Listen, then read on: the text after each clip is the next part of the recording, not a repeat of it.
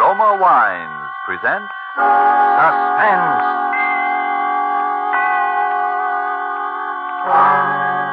Roma Wines, made in California for enjoyment throughout the world. Salud. Your health, senor. Roma Wines toast the world. The wine for your table is Roma Wine, made in California for enjoyment throughout the world. This is the Man in Black, here for the Roma Wine Company of Fresno, California, to introduce this weekly half hour of Suspense. Tonight from Hollywood, Roma Wines bring you Mr. Laird Cregar in a suspense play dealing with a maniacal hatred and with the mental drug of hypnotics. And so with narrative about Clarence, and with the performance of Laird Cregar, supported by Hans Conried as Bill, from whom we hear the narrative, we again hope to keep you in suspense.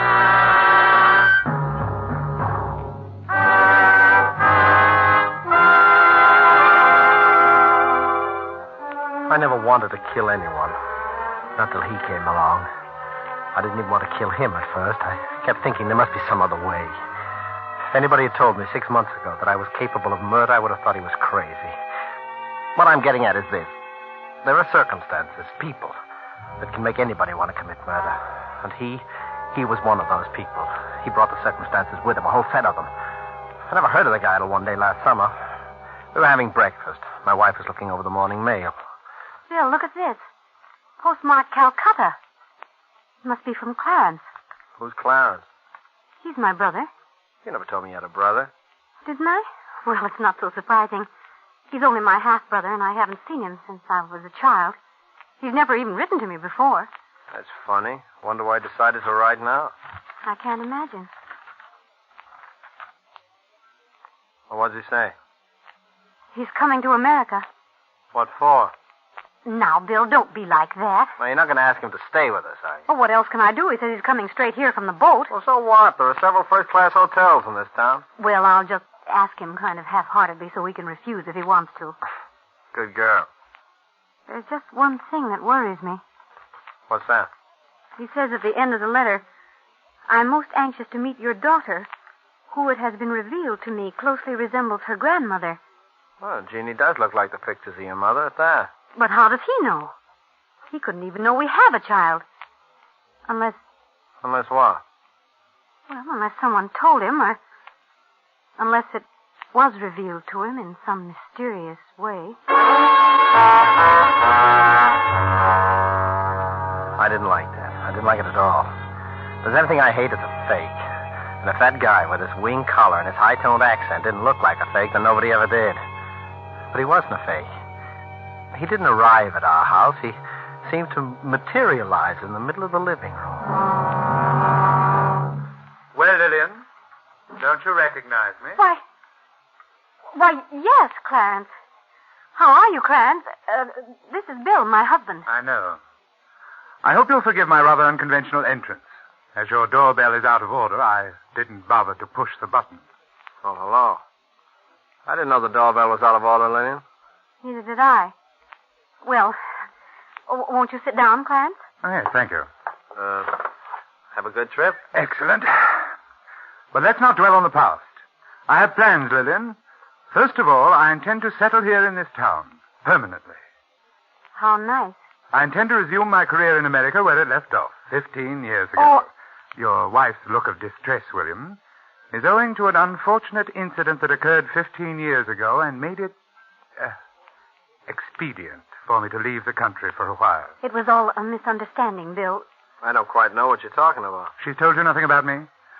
How strange. Well, only that you're a doctor and that... Doctor? What an inadequate word. It suggests the little man you call in when the baby gets whooping cough, doesn't it? Well, what's the matter with the little man I call in when the baby gets whooping cough? Well, he is, shall we say, limited. Huh. Yes, that's a kindly word for it. The mind, William, the human mind, with all its strange powers for good and evil. That is my province. Clarence was a mental scientist. He had a small private hospital. Oh, how drab. How unendurably drab you make it sound, Lillian. I penetrated deep into the mysteries of the human mind. And then I discovered a psychic power transcending the mere gray matter of the human brain. Clarence became interested in the occult. You mean that Indian faker stuff, going into trances and stuff like that? How crudely you put it, William. I'm sorry. Go on with your story. Well- I'll go on with it for you. You started using this mysterious East hocus-pocus on your mental patients, and their relatives got sore, right? Your husband, Lillian, is a man of rare perception. Yeah. And now you're back from India with a new bag of tricks, and you're going to set up shop again. Precisely, William. There's only one thing wrong with your statement, the tone of it. I intend to establish a small private sanitarium dedicated to the treatment of the mentally ill. And I shall continue my investigations into what your wife chooses to call the occult. Is that clear? Quite clear. Now then, Lillian, you will prepare the little room off William's study for me, the one with the dark green walls. Well, of course, you're welcome to stay with us if you want to, Clarence, but the house is rather small and... Yes. It's fortunate that the house is small. I'd counted on that. You seem to have counted on a great deal, Clarence. By the way, how'd you know that the room has green walls? Yes, and how did you know... My dear engaging kinsmen, all things are revealed to him who can survive the ordeal of true enlightenment. That is as much as I'm permitted to tell you at the present time. And now will you be so good as to open the outside door? Your daughter is about to ring the doorbell, and it's out of order. Remember? But how did you... You didn't... Go and let her in, Lillian. I'm eager to meet Jeannie. Mama, guess what happened today? Sally Bates fell off the seesaw and Miss Thompson had to drive her home and then... Oh, I didn't know we had company. This is your Uncle Clarence from India, dear. Oh. Yes. She is the very image of her grandmother. Was that Mother's mother? Yes, dear. Mama and Uncle Clarence had the same mother, but different fathers. Oh, then he's not really my uncle. He's only my half-uncle. I think, little Jeannie, that you will find we have a great deal in common, nevertheless. You will be very close to your Uncle Clarence. Very close. What do you do those funny things with your eyes? Never mind, dear. Uncle Clarence is tired from his long journey. You come on upstairs. Mom will help you change for dinner. All right. See you later, Uncle Clarence. What's so funny, Doctor? Oh, William, I do hope that my stay here won't be complicated by your rudeness. Why did you try to frighten Jeannie just now? My dear fellow, it's the very furthest thing from my wishes to frighten your child. It is essential to my plan for her that she have confidence in me. Now, look, get this straight, Clarence. You're welcome in this house as a guest because you're my wife's brother. Your yogi ideas, or whatever they are welcome only so long as you keep them to yourself. I quite intend to, William. That, too, is part of my plan. What is this plan you keep talking about? For the time being, William, I will take your advice and keep that to myself.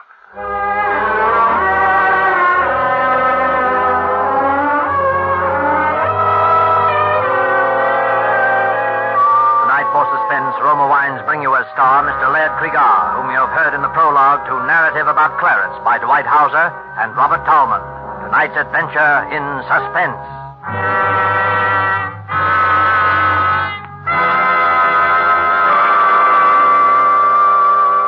Let's leave the scene of our play for a moment and take a little journey. We'll let a bottle of Roma wine serve as Aladdin's lamp. I touch the label and presto, we're all transported to that capital of gaiety, Havana, Cuba.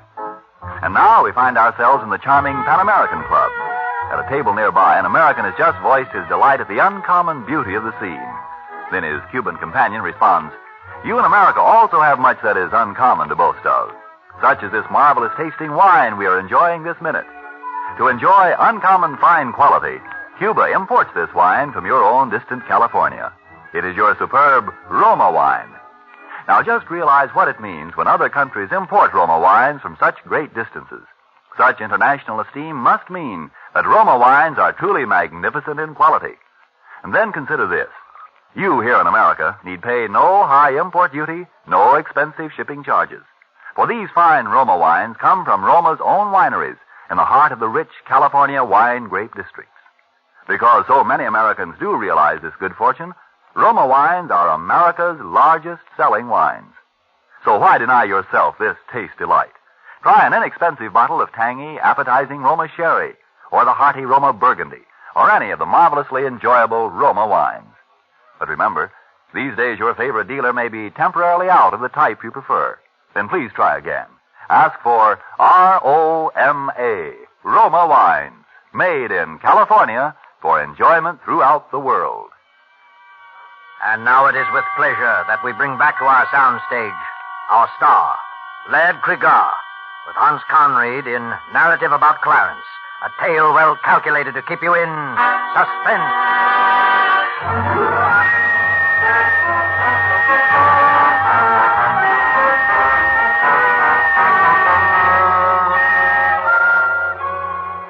Well, you see now how I was beginning to feel about my dear half-brother-in-law, Clarence. First, it was nothing but just pure hatred. I didn't have any cause yet for fear.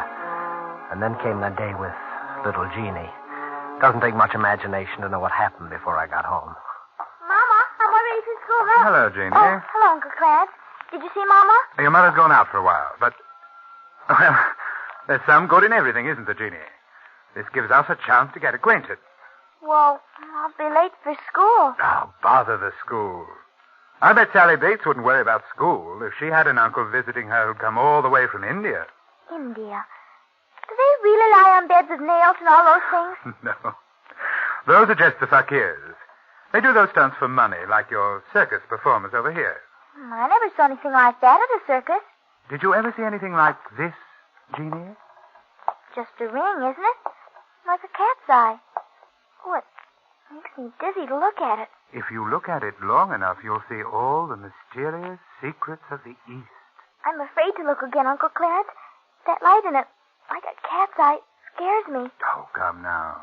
A big girl like you afraid in the broad daylight. Why do you do those funny things with your eyes? Perhaps because my eyes see so many wonderful things. Just as yours will if you will only look at the ring. Is it magic? Perhaps.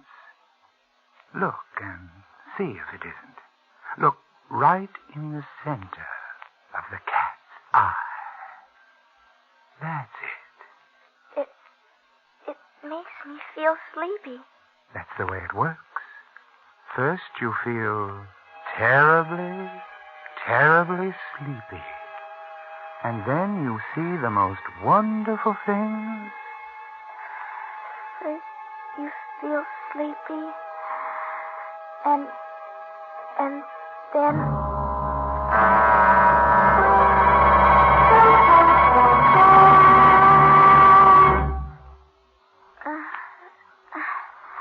Careful. First you feel She's coming around now. and then you see... She's coming around her. Jeannie. Jeannie, what's happened to you? You needn't shout, Mother. I can hear you quite well. Oh, thank heaven you're all right. She is all right, isn't she, Bill? Huh? Oh, sure. Do you feel well enough to go to school, dear? I shan't be going back to that school, Mother. Miss Thompson bores me.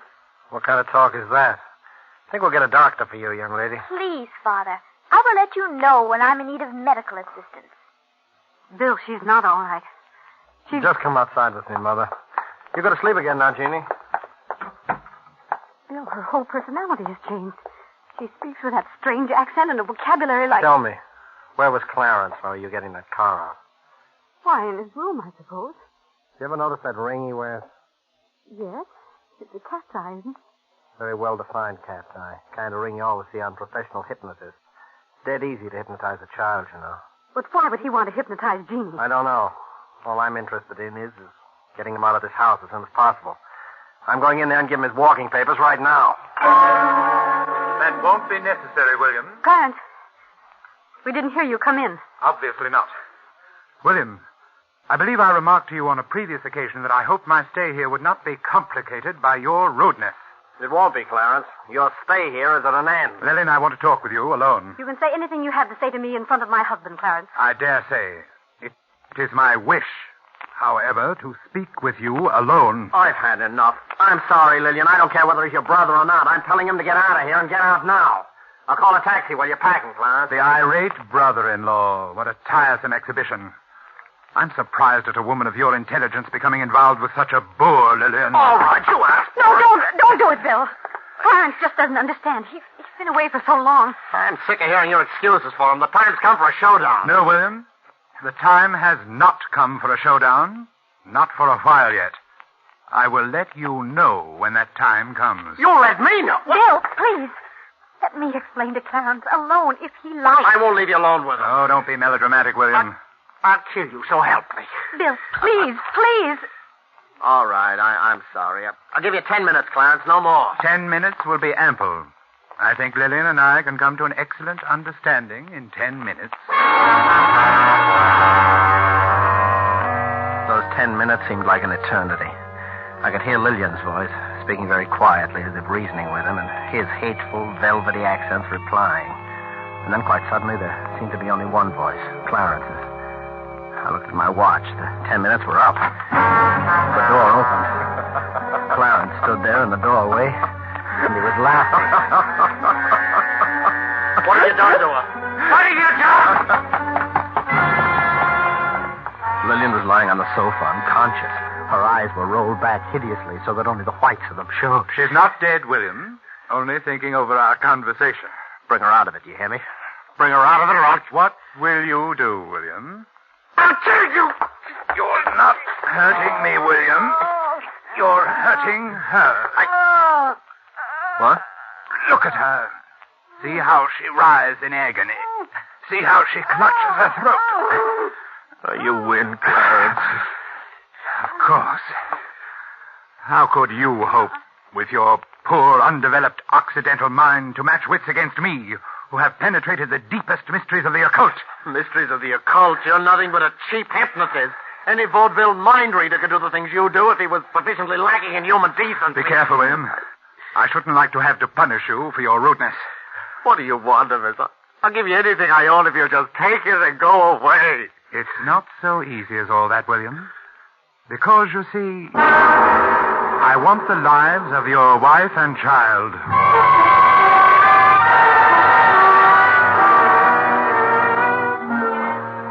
I knew then that he was insane. And that realization filled me with hope. It'd be quite simple to call in an alienist and have him committed to an asylum. When Lillian regained consciousness, she insisted on his staying, as I expected. I humored her along, knowing she was acting on his hypnotic suggestions. I was reasonably certain he would do nothing violent that night. His was the slow, sadistic way of murder. When daylight came, I stole quietly out of the house. I dared not risk calling the asylum on our telephone for fear of being overheard. My wife and daughter were still peacefully sleeping when I returned. And now I slept too.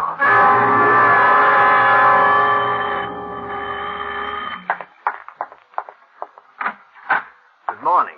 I'm Dr. Miller, the state institute. Yes, I know. Come in, please, Doctor. Are you the person who put in the call about... Yes, it would be better not to speak too loudly, Dr. Miller. We might be overheard, and that might cause difficulty. Oh, yes, I see. Well, tell me about the patient. I told him the whole story, word for word, as it had happened. I should have known better. When I'd finished, there was disbelief written all over his face. Mr. Gilchrist, I don't for a moment doubt that you have an unwelcome relative on your hands who is probably emotionally highly unstable as well. But isn't it possible that you're exaggerating certain aspects of the matter? I mean... Dr. Miller, I ask you to examine the man and draw your own conclusions as to his sanity. I'll be glad to. Where is he now? I think William has probably been talking to you about me, Doctor. Oh, sit down, won't you? Thank you. Really, I must apologize for your being inconvenienced this way, Doctor. I try to keep an eye on William, but one must sleep, you know, and, well, occasionally he eludes me and gets out of the house. I suppose he's told you that I'm a hypnotist and that I wish to murder his wife and child. Why do you think he told me that? Well, it's always the same story. Well, why should I believe your story rather than Mr. Gilchrist? Oh, mine is a little easier to believe, I should think. But if you wish further proof... Lillian! Yes, Clarence? Come down here, will you? William's got out again and told that story. I'll be right down. And bring Jeannie with you. You dare bring my daughter into this? His daughter doesn't know. You'll be tactful, won't you, Doctor? Yes, of course. Bill, what is the meaning of this? Lillian. Haven't we warned you time and again what might happen if you go out like that? Lillian, you don't know what you're saying. This man is your husband, madam? Yes. He's been under the care of a psychiatrist for several years now. What? He seemed to be getting better. I'm sure he's getting better. The doctor said we must expect little lapses. Oh, she doesn't know what she's saying, Doctor. She's acting under his hypnotic suggestion. And this young lady? He hypnotized her, too. Is that true? I don't know what that means, hypnotized. Daddy's always saying it, but he never says what it means. Well, this seems to clear up the situation pretty thoroughly. If you have any further trouble, Mr. Gilchrist, let me know. You think I'm crazy? No, I don't. I'm sure that your wife is quite right, Mr. Gilchrist. You're getting better every day.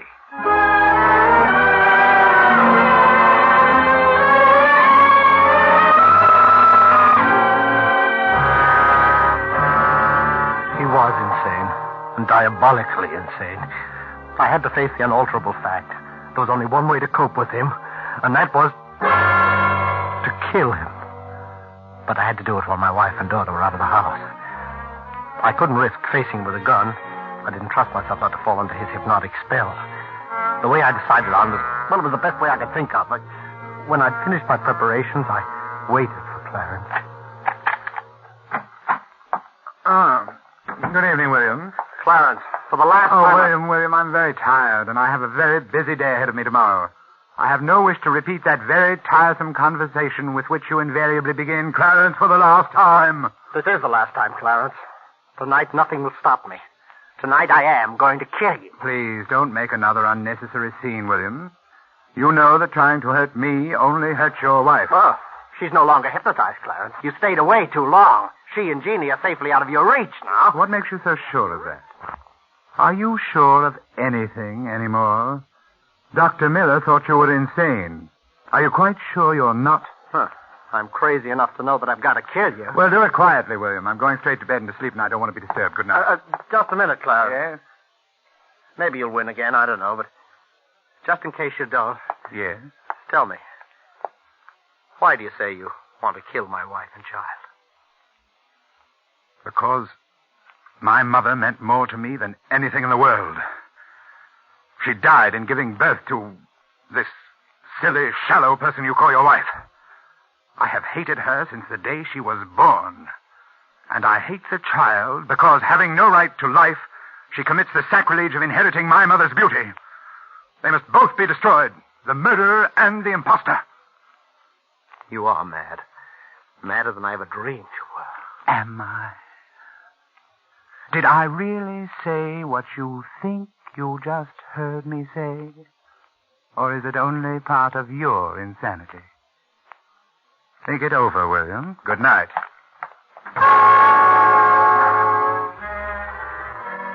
I had everything ready.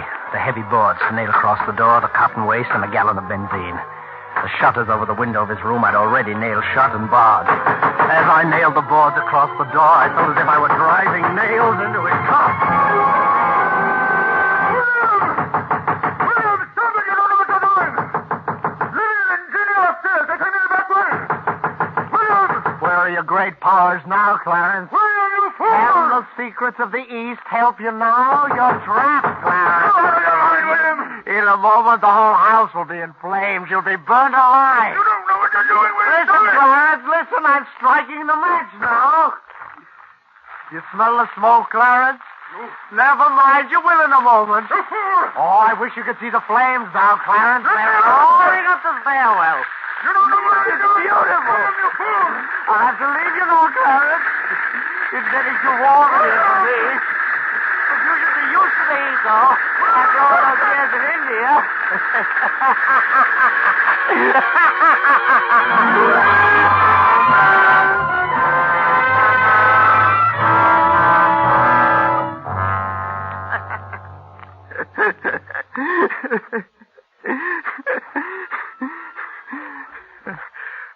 And I laughed. I guess the relief from all that tension. Well, that's the story, Doctor. Then I must have fainted or something from the smoke. I don't remember anything after that till I woke up in this place. And what about your wife and daughter? Oh, that's just it. I haven't seen them since that afternoon, and that's why I've got to get out of here. I've got to find them. Can't you understand that? Yes, I can understand that very well. Oh, will you talk to someone, the head of this place, and tell him that and let me out? I shouldn't be locked up here in an institution. Yes, I'll talk to him, Bill. That's a promise. I'll do it right now. Goodbye. Goodbye, Doctor. Pardon me. The head's office, Dr. Dr. Crossman. You'll Yes. find him right through there. Thank you. Oh, pardon me. Dr. Crossman? Yes? Oh, how do you do, sir? Have you found my little sanitarium interesting? Yes, indeed. By the way, most unusual case. I've just been talking to... Yes, I know. To poor William. Bill, that is, number 27. Yes, but... I'm sorry that you had to be inconvenienced that way, sir. We do our best to keep the garrulous patients well out of a visiting doctor's way, but accidents will happen. Oh, I'm glad I ran into him, Dr. Crossman. His story interests me very much. He doesn't strike me as a homicidal lunatic. No, he's not. This idea of his that he committed a murder is simply a fantasy. Are you absolutely sure of that? Of course. Because, well, you see, I am Clarence, the wicked brother-in-law in his story. You? He began to develop these extraordinary symptoms during my stay at his home when I first returned from India. Parts of his story, you see, are quite accurate. I see. It's a pity, of course. He was doing quite nicely under treatment until his wife and child were burned to death so tragically in the fire that destroyed their home. I'm afraid that event, on top of his previous delusions, unhinged him for good. And where were you during the fire, Dr. Crossman? Oh, I dined out that evening. When I returned, it was all over. Well, I certainly should write this case up. It's one of the most interesting I've ever run across. Oh, must you, Doctor? I mean, poor chap, I feel he's entitled at least to some privacy. Have you any personal reasons for wanting to keep this case quiet, sir? Yes, I have. You see this scar on my face? That's a burn, wasn't it? A very nasty burn, too. Precisely, Doctor. And a very nasty coincidence.